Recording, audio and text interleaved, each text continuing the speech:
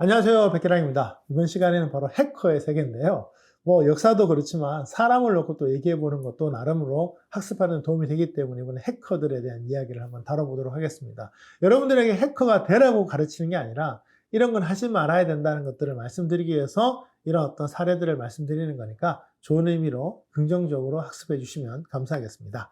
마커스 헤스라는 사람이 있습니다. 1980년대 소련 연방의 스파이라고 뽑혔던 사람인데요. 사실 저도 자료를 찾는 과정에서 이 사람이 소련의 스파이라고는 하는데 독일의 스파이라고 하는 분들도 있고요. 그래서 소련의 시스템도 해킹을 했다는 얘기도 있습니다. 아무튼 정부 차원 해킹에 성공을 했는데 80년대가 어떤 시대냐면 지금처럼 인터넷이 많이 발달된 시대도 아니고요. 당시엔 전화망으로 인터넷을 할 때였어요. 그래서 예를 들면 전화로 여러분 글로벌한 어떤 네트워크를 한다. 돈도 많이 들고 굉장히 느렸던 시절이잖아요. 그런 점에서는 정말 이 코드 자체를 굉장히 잘 알지 않으면 힘들었던 시기인데 그 당시에 활동을 했다는 거죠. 그래서 당시 독일에서 미국 국방부 컴퓨터를 해킹을 해서 400대의 컴퓨터를 공격을 했는데 성공을 하게 됩니다. 이 속에는 미국 본토뿐만 아니라 전 세계에 흩어져 있는 미군의 주요 컴퓨터를 해킹을 해서 정보를 빼내는 데 성공을 했다고 하죠. 재밌는 것은 그 당시 해킹되는 과정에서 그 로렌스 버클리 연구소도 해킹을 했었는데요. 당시에 클리포드 스토리라는 분이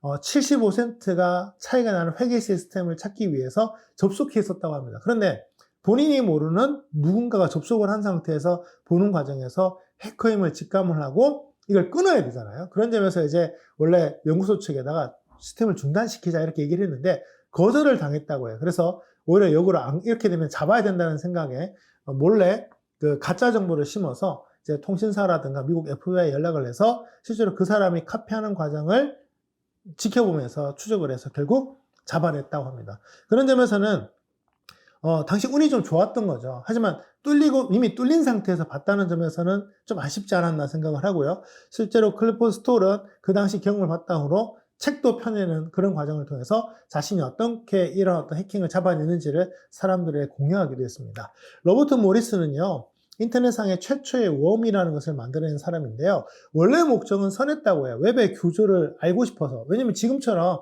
통계나 데이터가 많이 나오는 시절이 아니었기 때문에 그런 점에서 외부의 규모를 알고 싶어서 만들었는데, 그래서 이 웜이 복제가 돼서 복제되는 속도를 가지고 추정을 하려고 했나 보죠. 문제는 좀 의도는 그랬을지 모르는데 그래도 들키면 안 된다는 생각에 본인이 코넬 대학인데 굳이 MIT에 가서 이제 배포를 해버린 거죠. 그런 점에서 본다면 순수한 마음은 아니지 않았나 생각을 합니다. 그래서 터지기 시작을 했는데요. 본인의 코드의 오류 때문에 본인이 생각한 것보다 복제 속도가 너무 빨라서 결과적으로는 어마무시한 피해를 입히게 되는 거죠. 보통 복제를 하게 되면 이 복제 속도에 따라서 점점 이 복제된 파일들이나 네트워크를 장악하게 되는데, 당시에 네트워크가 그렇게 뛰어난 시대가 아니었는데 복제 속도가 너무 빠르다 보니까 네트워크에 폭주가 일어나서 결국 시스템이 마비가 되어버리는 상황이 벌어진 거죠. 그래서 3년간 관찰당하고 벌금 내고 400시간의 자원봉사도 있는데, 그 당시 돈으로 여러분 만 $50면 금액이 좀 세지 않았을까 생각을 합니다. 아무튼 많은 피해를 일으켰는데 지금은 본인이 이제 배포했던 그 MIT의 교수로서 또 재직을 하고 있다니까 또 아이러니한 결론이 아닌가 생각이 드네요. 네, 이번에는 블라디미르 레빈이라는 사람인데요. 러시아 범죄적인 우두머리입니다. 세계 최초로 은행을 터는 데 성공한 범죄적인 우두머리인데요. 1995년도에 시티은행에 접속을 해서 수백만 달러를 훔쳐서 공식적으로 370만 달러를 훔쳤다고 하는데요. 다행인 것은 이제 FBI에서 런던 공항에 체포되어서 수감이 되었다고 합니다. 그런 점에서 본다면 이제 범죄 조직의 우두머리가 해킹을 했다. 우리가 생각하기에 범죄의 우두머리가 어떻게 알았을까 생각을 하겠지만 또 다르게 표현을 하면 그만큼 해킹이 상대적으로 쉬워지는 세대로 가고 있다는 점에서 여러분들이 좀 기억해 두셔야 될 필요가 있지 않나 생각을 합니다. 케빈 미트닉 같은 경우는요, 굉장히 유명한 해커입니다. 특히 미 국방성, 국가안보국, 노라드 같은 어떻게 보면 보안상으로 거의 극한에 있을 것 같은 그 정부 조직들을 해킹을 해서 굉장히 유명해진 사람이고요. 실제로 잡힐 때까지 사실상 아마 안 잡힐 거다. 워낙 실력이 뛰어났기 때문에 본인의 실력이, 본인의 어떤 흔적이 안 남을 거라 생각을 했는데요.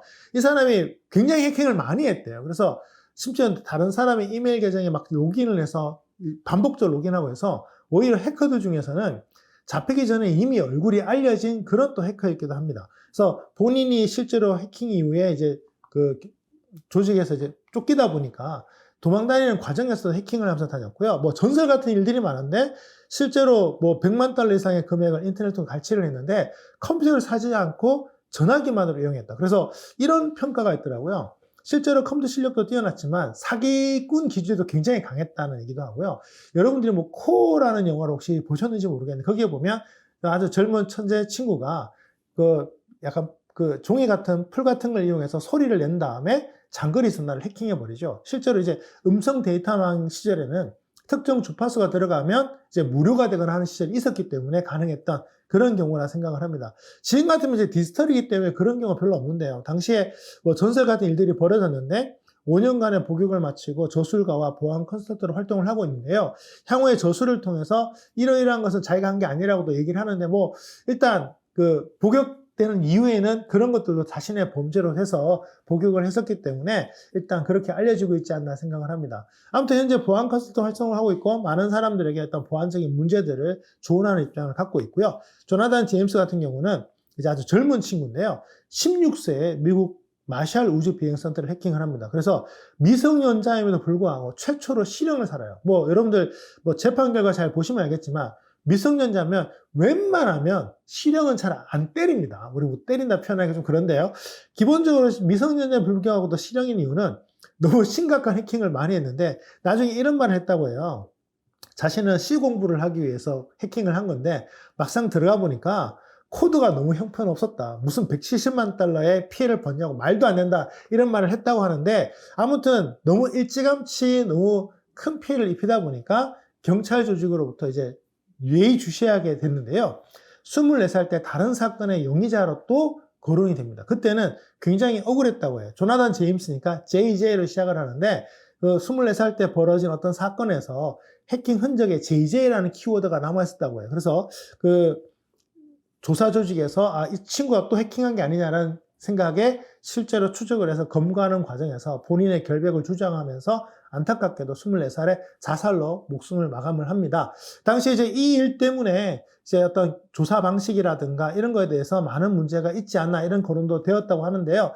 젊은 천재 프로그래머가 자신의 어떤 재능을 좀 제대로 긍정적으로 쓰지 못하고 생을 좀 마감했다는 점에서는 앨런 튜링 같은 생각도 좀 들어서 좀 안타까운 사건이 아니었나 생각이 들고요. 게리 맥키넌 같은 경우는요, 2001년도, 2002년도에 미 국방부를 해킹을 했는데요. 해킹의 목적이 미 국방부가 숨기고 있는 UFO에 대해서 무척 궁금을 해서 해킹을 했다고 합니다. 그래서 본인이 그래서 많은 해킹 데이터를 뽑아서 인터넷에 뿌렸다고 하는데요.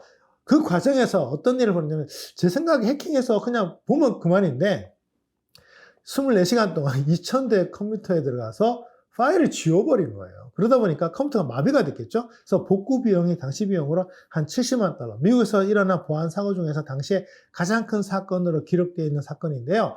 그 당시에 이제 도망을 가서 영국에 있었는데, 아무래도 미국에서 영국에다가 이제 체포 송환을 하려고 했겠죠. 그러다 보니까 자해에 대한 여러 가지도 있고 해서 영국에서 실제로 법원에서 이 사람을 미국에 보낼 경우에 안전하지 못할 거라는 생각을 해서 송환을 거부하는 데는 성공을 했다고 합니다. 현재는 검색 엔진 최저가 서비스인 SEO 전문가로 활동을 하고 있는데요.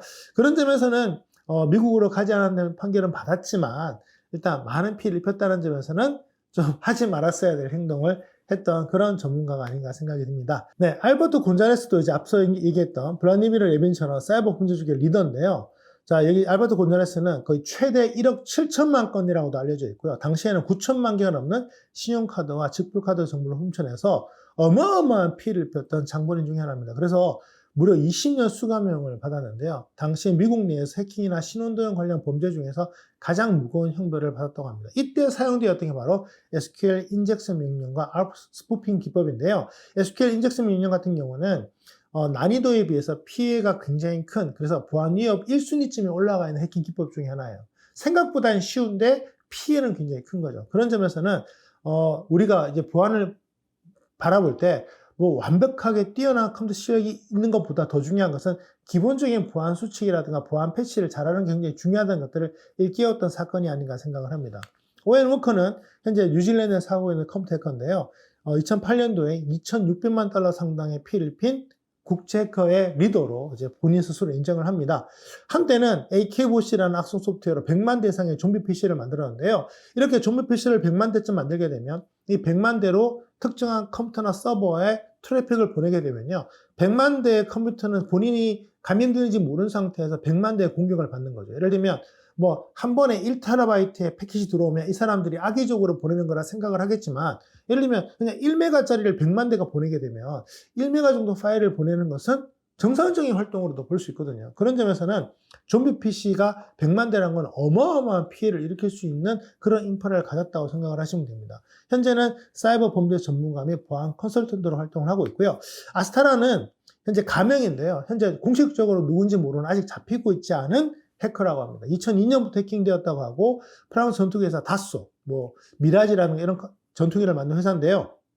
3,600억 원의 피해를 줬다고 하고, 그리스 경찰에 의해서 뭐 50대 수학자 정도일 거라고만 추정이 되어 있고, 실제 잡히지 않은 해커 중에 하나입니다. 그렇다고 해서 여러분들이 뭐 실력이 좋으면 안 잡힐 거라 생각을 하시면 정말 오산이고요. 제가 봤을 때 운이 좋았던 케이스가 아닌가 싶습니다. 자, 지금까지 우리가 이제 개인적인 해커들을 바라봤는데요. 어나니머스는 세계 최초의 글로벌 해커 그룹이죠. 핵티비즘에 의해서 활동하고 있는 그룹이기도 한데요. 예를 들면 사이버 검열을 하지 마라 뭐 이런 것들을 해킹을 통해서 주장하는 거죠. 그런 점에서는 뭐 의도가 선할지 몰라도 행동 자체, 방법 자체가 좀 파괴적이기 때문에 해커 집단으로서 여전히 활동하고 있는데, 그 속에 보면 우리 민족끼리는 북한 전산망을 공격해서 이제 거기를 또 해킹하는 경우도 있는 거 보면, 좀 제3지대 같은 느낌이 좀 들어요.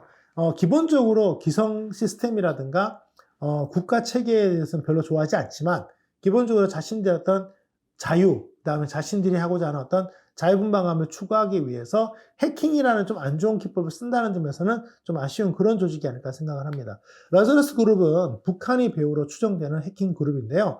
2009년도에 우리나라와 미국의 여러 웹사이트 디도스 공격을 감행을 했고요. 그 다음에 미디어 그룹 소니 픽처스 상대로 또 해킹을 해서 당시에 많은 정보들을 유출을 해서 소니를 아주 골치 아프게 만들었던 그런 회사고요. 그 다음에 중앙은행, 방글라데시 중앙은행에서 무려 8,100만 달러를 인출을 시켰던 그런 해킹 조직입니다. 당시에 앞서 소개했지만 9억 달러 가까운 피해를 입힐 뻔했는데, 뱅킹 과정에서 그 계좌명을 잘못 적어서 다행히 90% 가까운 송금을 당시에 담당자가 막았기 때문에 겨우 8,100만 달러만 해킹이 된 거죠. 그래서 900억 원 가까운 돈이 빠져나와 왔는 그런 해킹 조직이라고 말씀을 드릴 수 있습니다.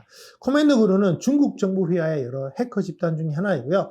뭐 구글이나 미국 IT 기업을 공격하는 것으로 유명한데, 뭐 주요 나라들마다 해킹 그룹들이 다 있기 때문에 나라별로 이름이 그냥 닉네임으로 존재하는 것이 실제로 이름인지는 알 수가 없습니다. 그래서 중국 인민해방군 산하에 있는 해킹 그룹이 아닐까 생각을 하고요. 샌도안 같은 경우는 러시아가 배후로 있을 거로 추정되고 있는 해커 그룹인데, 나토와 우크라이나 정부간의 인사를 해킹하고, 그다음에 미국이라든가 일단 서방국에 대한 해킹들을 많이 하고 있는데요. 지금 우크라이나에 대해서 러시아에 대한 관심이 굉장히 높지 않습니까? 물론 전쟁으로 가지 않길 바랍니다만, 그런 과정들을 보면 이런 해킹들이 지금도 많이 이루어질 수 있다는 점에서는 좀 우려스러운 부분이 있지 않나 생각을 합니다. 이 퀘이션 그룹은 미국 국가안보국에서 운영하고 있는 해킹 그룹으로 추정을 하고 있는데요. 이름은 러시아 보안업체 카스퍼스키가 붙인 이름입니다. 카스퍼스키는요, 백신 소프트웨어로도 굉장히 유명한 회사인데요. 백신 소프트웨어가 크게 두 가지 관점이 있습니다. 예를 들면 바이러스 데이터베이스를 기반으로 해서 바이러스를 고치는 백신이 있는가 하면, 탐지 시스템의 어떤 알고리즘을 통해서 바이러스로 추정되는 것을 사전에 차단하는 그런 쪽에서 이 카스퍼스키는 후자 쪽에서 아주 유명한 회사입니다. 물론 지금은 모든 회사들이 둘 다 병행해서 사용을 하고 있습니다만, 알고리즘에 대한 우수성 때문에 굉장히 유명한 회사이고요. 뭐 이 이퀘이션 그룹 같은 경우는 이러한 핵 개발을 해킹을 통해 저지한 것으로 알려져 있는 그런 그룹입니다. 당연히 미국이 본인이 했다거나 이런 그룹이 있다는 건 절대 얘기하지 않지만, 러시아에서 일단 그렇게 추정이 되고 있고요. 실제 러시아의 해커 그룹이 이퀘이션 그룹이 사용하고 있는 해킹 툴을 해킹을 해서 공개를 해버렸어요. 그 바람에 이 해킹 툴 때문에 또 해킹 대란이 일어나게 된 또 장본인이 이퀘이션 그룹입니다. 그런 점에서는 세계 각국은 다 저마다 자신들만의 해킹 프로그램들을 다 쓰고 있지 않나 싶은데요. 유출됨으로써 또 본의 아닌 피해를 일으킨다는 점에서는 그런 것들이 또 우리가 또 예상하지 못했던 위협이 될 수 있다는 생각이 듭니다. 뉴스 오브 더 월드는요, 해킹 그룹이 아니고 언론사인데요. 자신들의 타블로이드 잡지에 이게 일종의 이슈를 싣기 위해서 정관계 체계 연예인들을 해킹을 하기 시작했다는 거죠. 심지어 탐정까지 고용해서 해킹을 하기 시작했는데요. 무려 168년 전통의 신문사였지만 이번 이 사건을 계기로 공식적으로 폐간을 하게 됩니다. 그런 점에서 볼 때 화이트 해커와 그레이 해커가 있죠. 기본적으로 블랙 해커라고 한다면, 다크 해커라고 한다면 피해를 주는 사람들이지만, 화이트 해커, 그레이 해커는 그래도 좀 선의의 목적을 갖고 있다는 점에서는 블랙 해커와는 좀 차별을 두고는 있는데, 그런 점에서 우리가 이제 고민해야 될 게 이런 거라고 생각합니다. 바로 인터넷 윤리인 거죠. 결과적으로 보면 기술이라는 게 그렇죠. 전쟁 기술도 보면은 남을 공격하기 위해서 쓸 수 있지만 나를 방어하기 위해서 쓸 수 있거든요. 그러면 그것을 결정하는 건 뭐죠? 결국은 그것을 이용하는 사람의 생각과 태도 아닐까요? 그런 점에서 우리가 인터넷 윤리 같은 거를 좀 고민을 해야 되는데, 인터넷 윤리 문제에서는 여러 가지 절차들과 윤리학이 존재할 수가 있고요. 그런 점에서 92년도에 컴퓨터 윤리기관을 통해서 윤리 10계명을 계기로 해서 전 세계 많은 기관들, 많은 네티즌들에게 인터넷 사용할 때 이렇게 하자는 것들을 이제 어느 정도 공유를 하기 시작을 합니다. 정보통신윤리강령은요, 95년도에 정보통신윤리위원회에서 발표한 건데요. 우리가 정보통신 기술을 가지고 어떻게 사용할 것지를 결정을 하고 이것들을 어떻게 사용하면 좋겠다는 것들을 널리 공표를 해서 많이 활용하고 있는 건데, 웬만한 기관들은 다 받아들여 쓰고 있다는 점에서는 우리나라의 대표적인 윤리 강령이라 할 수 있고요. 2000년도에 이제 네티즌을 통해서 우리가 이제 웹사이트를 사용할 때 어떻게 해야 될 것인가도 이제 정리를 해서 발표를 했고요. 정보통신부와 정보통신윤리위원회에서 발표한 게 바로 네티즌 윤리 강령입니다. 10가지로 구성이 되어 있는데, 당연히 우리가 사용을 할 때 타인의 인권과 사생활을 보호하고, 가능하면 건전하게, 불건전한 정보는 배제하거나 내가 그것을 배포하지 않는다. 그런 점에서 우리가 파일을 함부로 오고 보내는 것들은 좀 제가 피해야 될 것 같고요. 일단 비속어나 욕설들, 그 다음에 댓글로 숨어서 타인을 공격하는 행위들도 하지 말자, 이런 것들이 담겨 있습니다. 전체적으로 본다면 앞으로 우리가 이 기술이 발달하면서 뛰어난 실력이 없다 할지라도 상대방에 피해를 줄 수 있는 행위들은 꼭 해킹이 아니어도 많은 기법들이 존재할 수밖에 없는 시대를 살아가게 될 것입니다. 그런 점에서 우리가 이걸 사용하는 사람으로서, 또 이런 어떤 IT 기술을 소비하는 주체로서 여기에 우리가 어떤 생각을 갖고 어떤 윤리로 행동할 것인가가 앞으로 이 인터넷 사회, 사이버 사회의 어떤 건전성을 유지하는 핵심이 될 수 있기 때문에 개발을 하시는 분들이든 공부하는 분들 간에 이런 것들을 좀 염두에 두셔서 자신의 어떤 도덕적인 부분, 행동적인 부분에서 건전함을 유지하도록 노력해 주신다면 우리가 그만큼 건강한 상태에서 이런 사이버 문화를 즐길 수 있을 거라 기대해 봅니다.